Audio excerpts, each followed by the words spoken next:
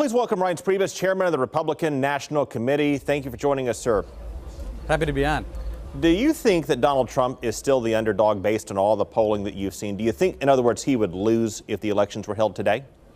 I don't know about that, but I think having a label of, being the comeback kid isn't a bad label to have in this country, and people always like that. So no, I don't know about that. I think, the one thing that I think everyone understands is that people trying to predict these elections this year, I think, have all been out of business. It's been a tough one, and it's been a crazy year, and I think the polls are going up and down every day. We all know that. You said Donald Trump won the first debate, but a majority of voters in our polling and others gave it to Hillary Clinton. So what, if anything, would you say to Donald Trump and suggest that maybe he change before the next round on Sunday night?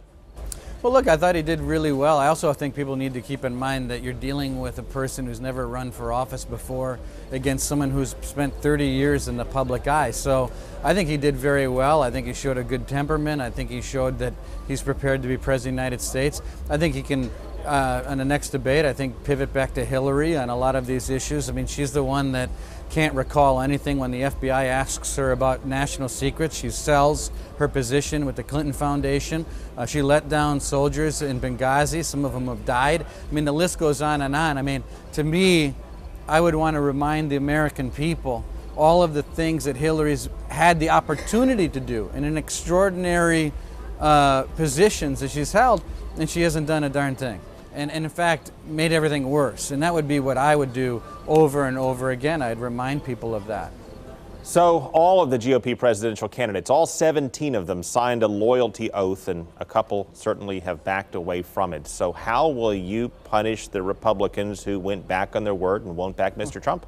Look, it's not so much about punishment. I know that's kind of the fun thing to talk about, but it's really about making sure that people who have used our party label and agreed to do things with our party, especially whether it be data, whether it be the fact that they agreed to get on the ballot in South Carolina, but also said, hey, if I do this, I'm going to support the eventual nominee. I'm out here just reminding those candidates of the things and the promises that they made.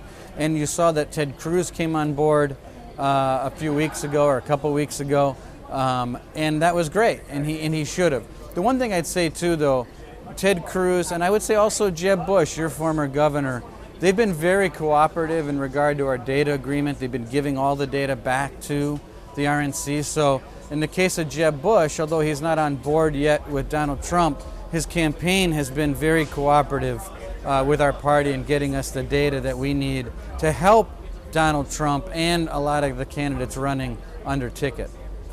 Mr. Priebus, thank you for your time tonight. You bet. Thank you.